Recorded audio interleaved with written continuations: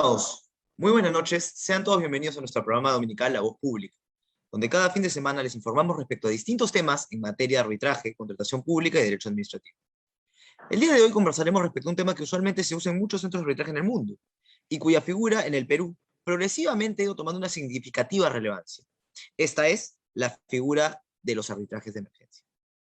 Esta figura consiste en la posibilidad de que una parte pueda solicitar medidas cautelares que, por su carácter urgente, no pueden esperar a la constitución de un tribunal arbitral, razón por la cual se procede a nombrar un árbitro de emergencia, quien decidirá sobre la procedencia o no de las medidas cautelares solicitadas.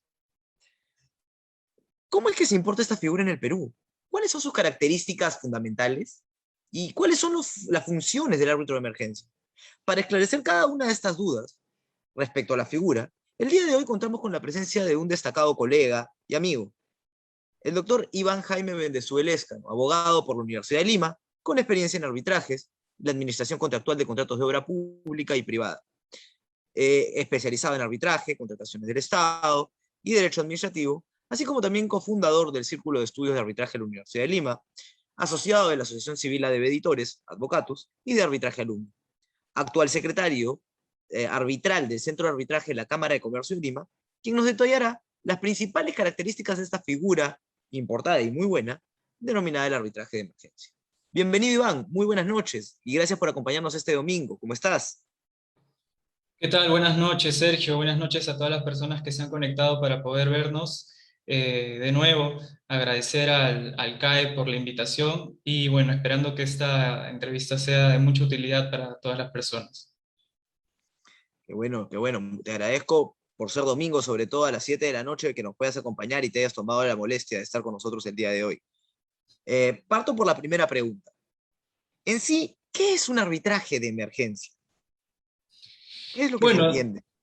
claro, a ver, entendamos el arbitraje de emergencia primero en líneas generales como una herramienta que se pone a disposición de las partes en el marco de lo que vendría a ser la jurisdicción arbitral a fin de salvaguardar o cautelar un determinado derecho frente a la ocurrencia de un acontecimiento, de algún hecho que pueda afectarlo. Y digamos, herramienta cautela este derecho durante el tiempo que demora en constituirse el tribunal arbitral que va a estar a cargo de la futura resolución de la controversia, de la que va a ser materia de este arbitraje. Esta herramienta, digamos que tiene una historia. De hecho, ahora hay algunas instituciones arbitrales que ya la contemplan en sus reglamentos.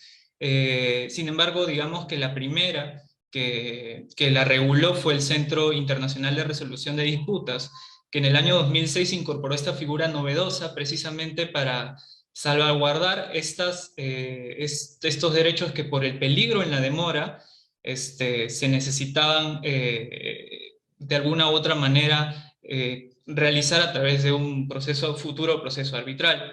Ya a nivel Perú, es el Centro de Arbitraje de la Cámara de Comercio de Lima, quien en enero de 2017 publica su reglamento, el cual contiene en el apéndice 1 esta figura del procedimiento ante el árbitro de emergencia. Únicamente también para hacer mención, existen otras instituciones arbitrales a la fecha, como el Centro de Análisis y Resolución de Conflictos de la Pontificia Universidad Católica del Perú y ANCHAM Perú, que contemplan una figura, cada una con determinadas variantes pequeñas en temas de plazos, en temas del procedimiento, pero en sí custodiando el objeto principal. Ok. En esa línea, ¿por qué surge el arbitraje de emergencia? ¿Cuál fue la necesidad básica para la implementación de esta figura en el sistema peruano? ¿Por qué es que tuvimos que recurrir a esta figura, ¿no? Sabiendo que teníamos una línea en el Poder Judicial también. Claro, en este caso, bueno, mi experiencia, como actualmente me encuentro trabajando en el Centro de Arbitraje de la Cámara de Comercio de Lima, se encuentra relacionada netamente a cómo viene siendo regulado en este reglamento. Pero a tu pregunta, es bastante interesante porque creo que se encuentra principalmente relacionado a la misma naturaleza del arbitraje. ¿Por qué te digo esto? porque el arbitraje nace como un mecanismo alternativo de solución de controversias frente al Poder Judicial. ¿Y cuáles fueron las razones de que el arbitraje, de su nacimiento, digamos? Principalmente podríamos, aunque hay muchas, podríamos aterrizarlas en dos: tiempo y especialidad. Tiempo de solución de las controversias, debido a la sobrecarga que tiene el Poder Judicial actualmente, y por el tema de la especialidad de los juzgadores que van a resolver esta controversia. Entonces, en esa línea podríamos decir que el arbitraje nace con dos principales efectos: un efecto positivo y un efecto negativo. El efecto positivo del arbitraje es la obligación de las partes a ir al arbitraje, y el efecto negativo del mismo vendría a ser que únicamente por medio del arbitraje, cuando ha sido pactado un convenio arbitral, se va a resolver la controversia, se excluyendo al Poder Judicial. Entonces, en esa línea, el Poder Judicial queda como un rol subsidiario al arbitraje.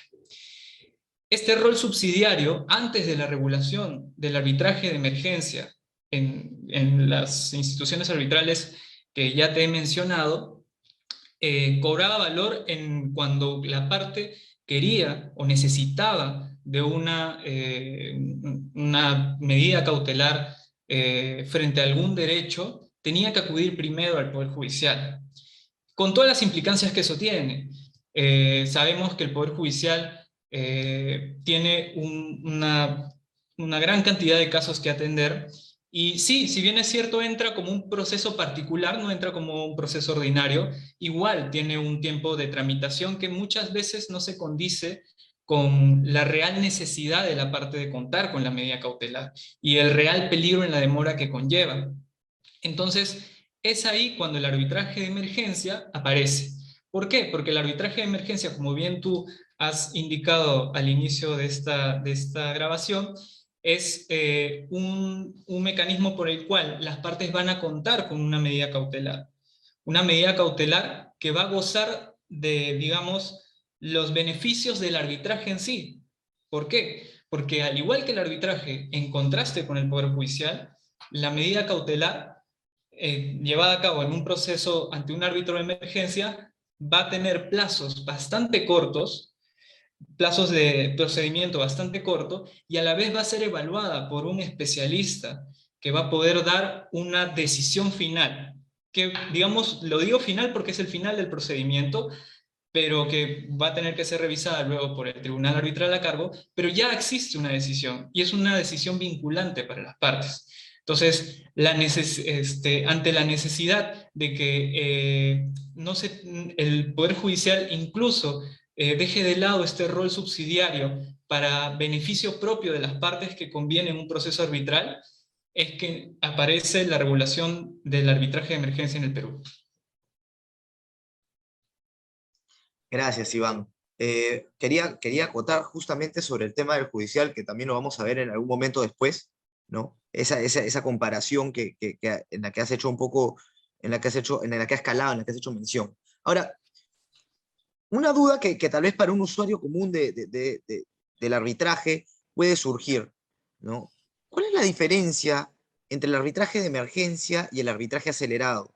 Porque una persona normal entendería que el arbitraje de emergencia es un arbitraje veloz, rápido, cuando no va por esa línea, ¿no? Entonces, sería bueno puntualizar ese punto, ese detalle, ¿no?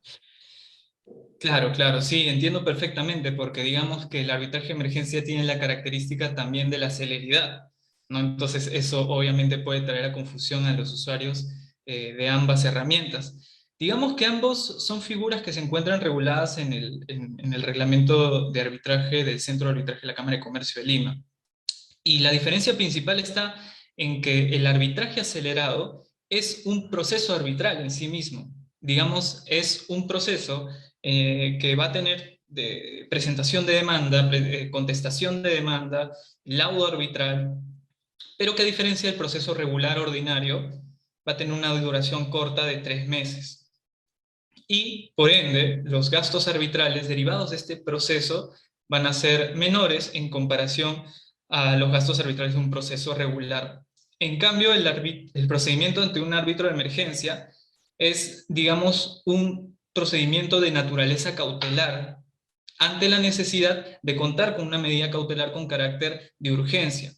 Es decir, la diferencia principal va a estar en que en uno, en el arbitraje ante árbitro de emergencia, se va a contar con una decisión definitiva, sí, pero que va a ser que a la par tú vas a tener que iniciar tu proceso arbitral para contar con un laudo arbitral. Lo que salga del arbitraje de emergencia no es un laudo arbitral. Tú a la par vas a tener que volver al arbitraje y iniciar todos tus procedimientos, solicitud de arbitraje, respuesta a la solicitud de arbitraje, demanda, contestación, audiencias, para que cuentes con el laudo arbitral, con el beneficio de ya contar con tu derecho resguardado.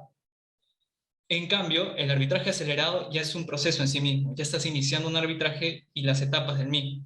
Esa es la principal diferencia. Claro, ¿no? En el arbitraje acelerado, la diferencia con un arbitraje, procedimiento arbitral regular, sería el saltarse algunas etapas, ¿no? Y el arbitraje de emergencia queda claro que tiene una finalidad distinta, ¿no? Que llega a ser ya la obtención de esa decisión cautelar que emite el árbitro de emergencia. ¿Es correcto? Exacto, sí. El arbitraje acelerado, de hecho, es una herramienta que el centro de arbitraje provee ante las controversias que quizás por su cuantía y por su dificultad no demanden de una regulación tan larga como un arbitraje regular, ¿no? Por ejemplo, contratos de arrendamiento, contratos de compraventa pequeños, en los que las mismas Correcto. partes necesitan de un pronunciamiento rápido, porque la controversia no es tan complicada, digamos, y la parte accionante recurre al arbitraje para gozar de sus beneficios, pero también para obtener una respuesta que sea equivalente a lo que está pidiendo. Correcto. Ahora, dentro de esa línea, ya abordando un poco el tema del arbitraje de emergencia en sí mismo, yo como árbitro de emergencia, supongamos, ¿qué retos tengo que afrontar? ¿Cuáles son los principales factores que debo tener en cuenta como árbitro de emergencia? Tanto en relación a las partes, como en relación al tiempo. ¿Qué debo analizar? Bueno, el principal reto, creo que por la misma naturaleza del procedimiento, es el plazo. ¿Por qué? Porque este procedimiento tiene una duración de 15 días desde que el árbitro le notifica su designación. Entonces, en 15 días, tú como árbitro tienes que sacar una decisión sobre lo que te están pidiendo. Y digamos que estos arbitrajes de emergencia eh, pueden ser, por ejemplo, inaudita terapars, y tú vas a tener que tomar una decisión y vas a tener que motivar esta decisión, probablemente sin tener que escuchar a la contraparte. Los tiempos de duración del procedimiento en sí ya son un principal reto para los árbitros, ¿no? Desde el momento de su designación hasta el momento de la emisión de la decisión. Y es una decisión que, como te comento, es una decisión vinculante para las partes.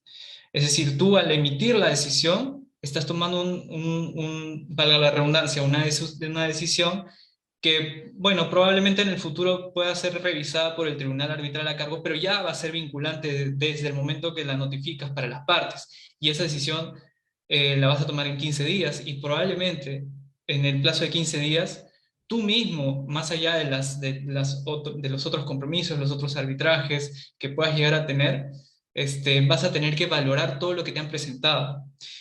Digamos que en un arbitraje regular, incluso en un arbitraje acelerado. Tú puedes celebrar audiencias y estas audiencias sirven mucho para que las partes expongan sus fundamentos de hecho y derecho respecto a la controversia. Pero en este caso, tú vas a tener que decidir solo con lo que te están presentando, con la solicitud y con los documentos que respaldan la solicitud. Entonces, vas a tener que llevar una ejecución súper rápida, valoración, revisión de los documentos bastante rápida para poder cumplir con los plazos que el reglamento te impone. Correcto. En esa línea entiendo que es ya disposición del árbitro de emergencia decidir si hace o no en un arbitraje de emergencia una audiencia, una audiencia. ¿Es correcto o es que es prescindible la misma? No, entiendo que Eh, es decisión del árbitro de emergencia, ¿es correcto? ¿Ello? claro, el árbitro de emergencia va a tener la potestad de organizar la tramitación del proceso. Él, por algo, él es el árbitro y por algo él va a tomar la decisión. Sin embargo, el plazo es de 15 días y solo puede ser extendido por acuerdo entre las partes por una justificación del árbitro que debe ser debidamente motivada o por decisión del consejo. Pero en este caso digamos, es la excepción eso, que te pases los 15 días no debería pasar. O sea, tú tomas el caso frente a la designación sabiendo que tienes 15 días. Entonces, digamos que si tú quisieras celebrar una audiencia, sería un poco complicado que lo llegues a calzar exactamente en esos 15 días. Si lo logras, si el árbitro logra hacerlo, sería beneficioso para él. Pero en el caso, por ejemplo, de que sea inaudita altera pars, y el árbitro no varía esta situación, incluso va a llegar a ser más difícil llegar a los tiempos. Correcto. Y una pregunta adicional. eh, ¿En qué momento se agota o termina la función del árbitro emergente? Porque como bien sabemos, ¿no? Eh, hay un momento en el cual la función del árbitro cesa, se acaba, termina. Y el presupuesto para que haya una decisión de emergencia o la decisión del árbitro de emergencia es que también exista después un procedimiento arbitral, ¿es correcto? Claro, es correcto. Entonces, ¿cuál es el momento de corte en el cual la función del árbitro de emergencia cesa y ya entra a tallar el tribunal arbitral del proceso iniciado sobre la base del arbitraje de emergencia? Bueno, se extingue la competencia del árbitro de emergencia con la constitución del tribunal arbitral. Y eso es porque cuando el tribunal arbitral se constituye, ya digamos que toma el caso, toma la controversia para sí y la potestad de decidir sobre la controversia. Ya en ese momento el árbitro de emergencia ya cumplió su papel, ¿no? Su papel era el de emitir una decisión que salvaguarde un derecho por un peligro determinado hasta que el tribunal arbitral se constituya y pueda empezar a tomar las decisiones respecto a esta controversia. Entonces, una vez que se constituye el tribunal, ya el árbitro de emergencia cesa sus funciones. Ahora bien, una pregunta adicional. El tribunal arbitral que siga las funciones del árbitro de emergencia puede modificar, variar o sustituir los alcances de la decisión cautelar dictada por este árbitro de emergencia. Claro, sí, el tribunal arbitral puede modificar, suspender o revocar las medidas cautelares que hayan sido emitidas digamos, por el Poder Judicial o incluso por el árbitro de emergencia, una vez que haya tomado el caso para sí, una vez que se haya constituido. De acuerdo. Ahora, vayamos a hacer esa comparación que hiciste al inicio respecto al sistema judicial, ¿no? Porque claro, si bien hablamos de la celeridad del arbitraje de emergencia, hay que ver la magnitud o el impacto de esta celeridad, ¿no? Y vamos ahí. La duración de una solicitud una solicitud cautelar en un arbitraje de emergencia es la misma duración que la de un proceso cautelar llevado ante el Poder Judicial. Bueno, definitivamente no, porque el procedimiento ante un árbitro de emergencia, de acuerdo al reglamento el cual estoy comentando, tiene una duración de 15 días hábiles. Y es, digamos, que la duración, la regla general, a diferencia del Poder Judicial, que muchas veces pueden pasar muchas cosas que digamos, el caso puede estar 30 días, 2 meses, 2 meses y medio, y realmente, digamos que no hay certeza de cuándo lo puedas tener, cuándo puedas tener tu medida cautelar y cuándo puedas decir, ya mi derecho está salvaguardado. Ya con esto ya no tengo ningún peligro en que mi derecho pueda sufrir alguna contravención. Esa es la principal diferencia con el arbitraje de emergencia, porque el arbitraje de emergencia ya tiene plazos que se deben cumplir sí o sí, y estos plazos ayudan a las partes a tener previsibilidad en cuándo es que van a tener su derecho cautelado. Correcto. Tengo una pregunta de un seguidor que plantea el siguiente panorama. Doctor, una consulta. ¿Podría solicitar un arbitraje de emergencia en caso me declaren nulo un contrato arbitrariamente, por ejemplo, y quisiera cautelar las cartas fianza a fin de que no me las ejecuten? A mi percepción entiendo que sí, pero sería bueno que usted, doctor, le puntualice con mayor claridad, dentro de su experiencia en la Cámara, qué opciones podría tomar en ese escenario. Claro, bueno, primero tendríamos que partir con la premisa de qué cosa yo necesito para iniciar un arbitraje de emergencia. Porque un arbitraje de emergencia, en primer lugar, lo que vas a necesitar es un convenio arbitral. Un convenio arbitral porque esta herramienta del arbitraje de emergencia es, digamos, nace del arbitraje en sí, como mecanismo alternativo de solución de controversias. En segundo lugar, lo que necesitas es que las partes hayan celebrado el contrato luego de la entrada en vigencia del reglamento de arbitraje de la Cámara de Comercio de Lima. Y que no se haya excluido, si es que se ha celebrado desde luego la entrada en vigencia de este reglamento, que no se haya excluido expresamente y previamente a la solicitud la aplicación de este procedimiento. Si tú cumples con estas tres cosas, ya puedes iniciar el procedimiento. Si tu contrato cumple con estas tres características, puedes solicitar el inicio de un proceso de árbitro con árbitro de emergencia. Correcto, doctor. Y una pregunta, dentro del marco comparado, eh, ¿es muy usada esta figura del arbitraje de emergencia? Es decir, entendemos que esta figura ha sido importada de los distintos centros de arbitraje en el mundo. Dentro de su experiencia, ¿entiende usted que en el contexto comparado ha sido replicada de la misma manera? ¿Se usa igual o hay variaciones? ¿Cómo lo ve usted? Bueno, yo he visto que hay variaciones en el sentido del procedimiento y en el sentido de los plazos.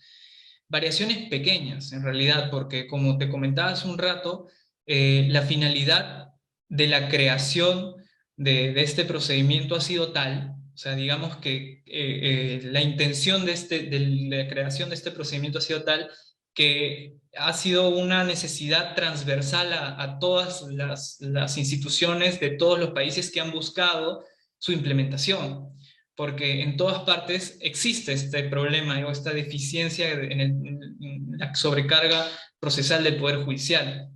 Entonces, yo he visto en las regulaciones que he podido revisar, he visto que si bien existen diferencias, son mínimas en comparación a la gran similitud que existe en la naturaleza del procedimiento y en la intención del procedimiento. Claro, de hecho justo veía la intención que tuvieron en su oportunidad en Colombia de implementar este mecanismo de arbitraje de emergencia, siguiendo y que en esencia seguiría las mismas pautas que tenemos acá en Perú, ¿no?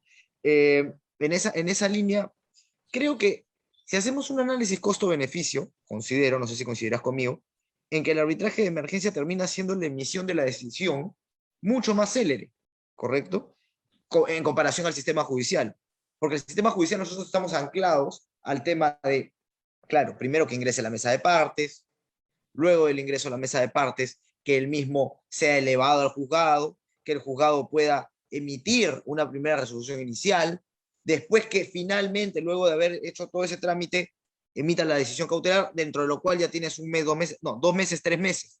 Y en este caso, la decisión cautelar emitida de un arbitraje de emergencia son 15 días. Entonces, considerando que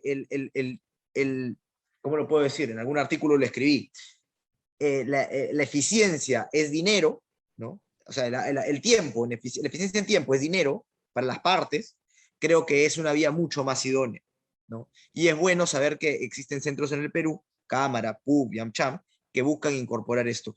¿Qué debemos hacer para que esta figura del arbitraje de emergencia sea no solamente una figura difundida en Lima, porque como hemos visto, Cámara, AmCham y PUC son centros de Lima, sino que se pueda expandir a nivel nacional?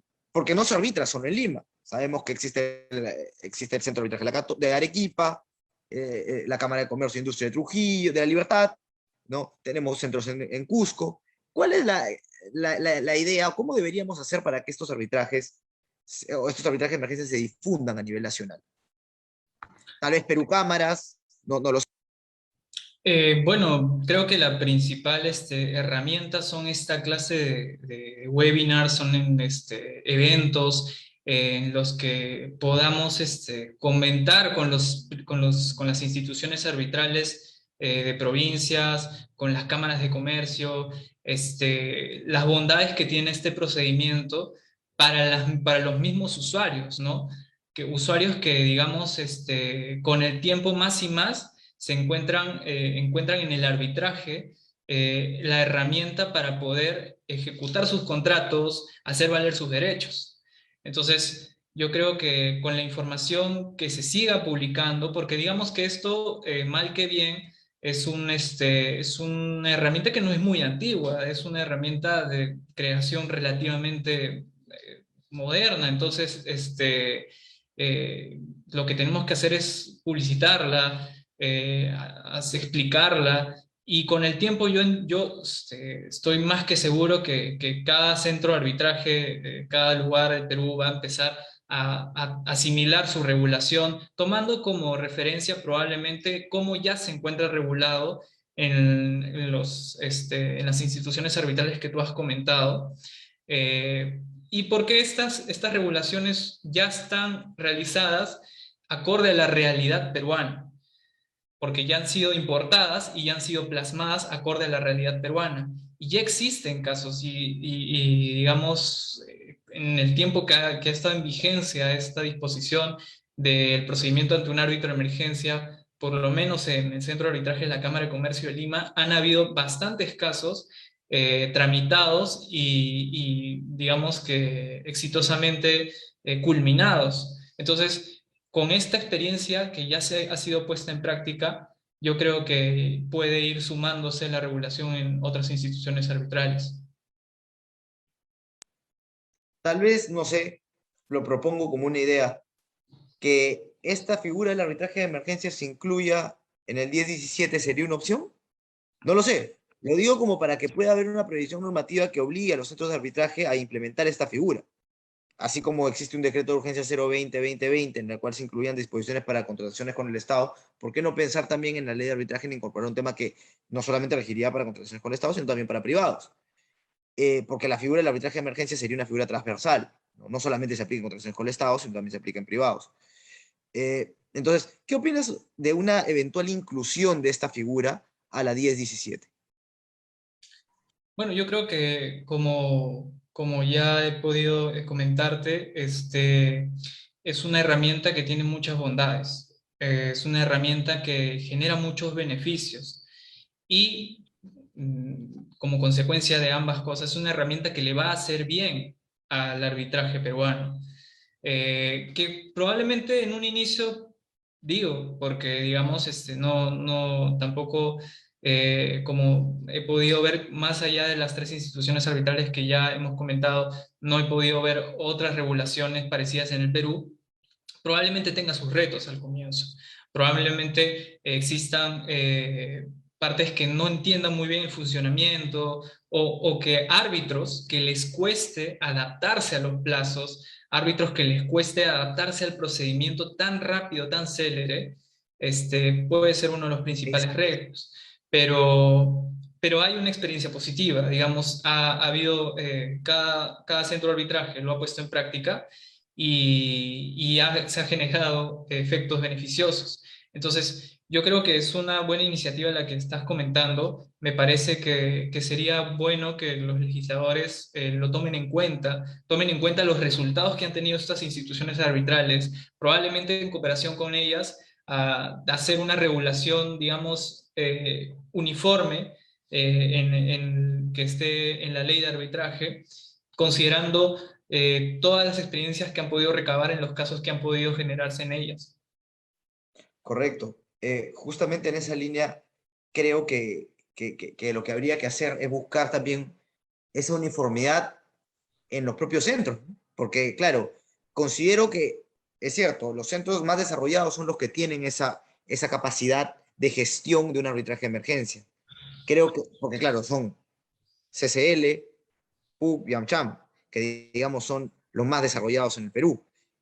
Tal vez la idea sería también que los otros centros puedan estar a la par o buscar estar a la par en cierta medida para poder manejar esa celeridad que se busca en el arbitraje de emergencia, ¿no?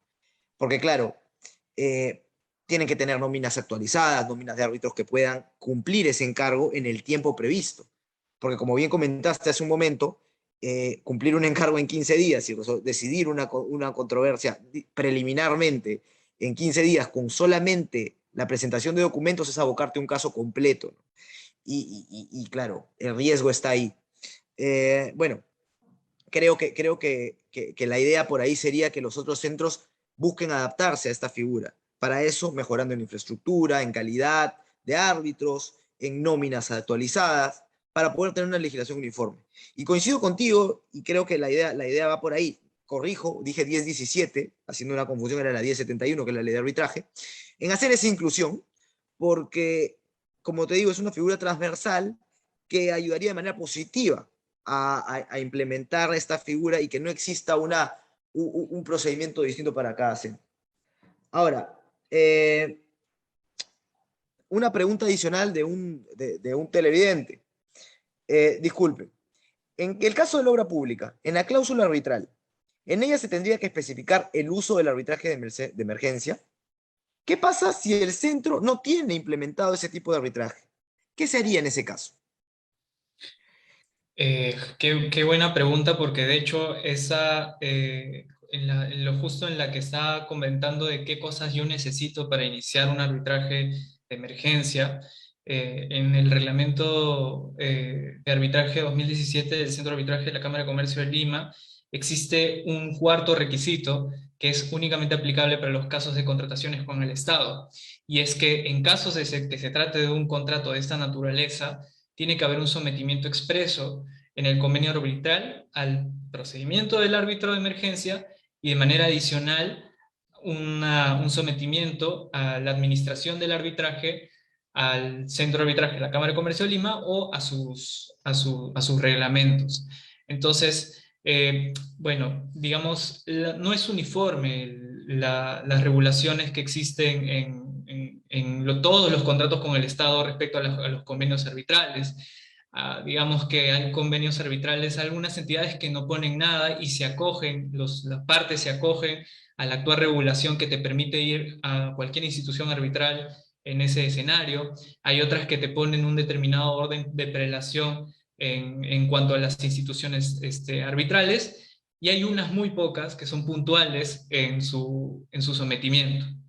Lamentablemente, en este caso particular, que es de la contratación estatal, va a necesitar que este convenio arbitral se someta expresamente no solo al centro de arbitraje, sino también al procedimiento de árbitro de emergencia. Y yo entiendo por qué es esto, porque es por la misma naturaleza del proceso.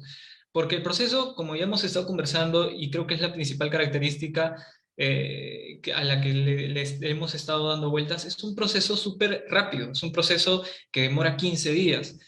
Las entidades públicas y sus procuradurías tienen muchísimos casos en trámite. Entonces, digamos que si nosotros, para este tipo de contratos que para esto ya van a tener en sí implícita una dificultad determinada, porque van a tener que tratar de temas técnicos, ya va a ser más complicado para una entidad que se encuentre obligada necesariamente a acogerse a este procedimiento. Entonces, creo que por eso se hace esta barrera un poco más alta, a diferencia del tema de la contratación privada. Yo creo que por el momento necesaria, hasta que haya alguna reforma en el aspecto de las procuradurías públicas que Claro. permita manejar con mayor eficiencia y dinamismo sus procesos. Bueno, a mi parecer creo que el tema también va porque el arbitraje en contratación pública, en contratación con el Estado, es un poco más riguroso, un poco más distinto que un arbitraje entre privados, ¿no? Tiene particularidades y características eh, neurálgicas que hacen que no sean iguales, que tengan un estándar tal vez un poco más elevado de cautela, rigurosidad respecto a los integrantes del arbitraje, a los propios árbitros y a las propias partes, ¿no? Entonces, Claro está que también los centros buscan cautelar eso con una inclusión de esa cláusula, de ese punto adicional, que es el sometimiento expreso. Ahora bien, claro está que si el centro no tiene implementada esta figura, ¿no? Es un poco complicado, si es que no imposible, poder someterse a esta figura porque no existe.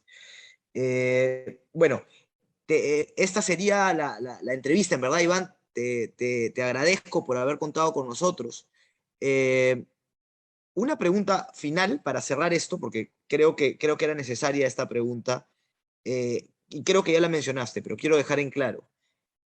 El arbitraje de emergencia, ¿es igual para todo tipo de contratos o va a ir variando dependiendo del contrato y la materia que tengamos enfrente? Creo que ya lo respondiste con el tema de la contratación pública, pero me gustaría que lo puntualices muy claramente en dos: privados y públicos. ¿Cuáles son las principales diferencias que podemos evidenciar en ese ámbito?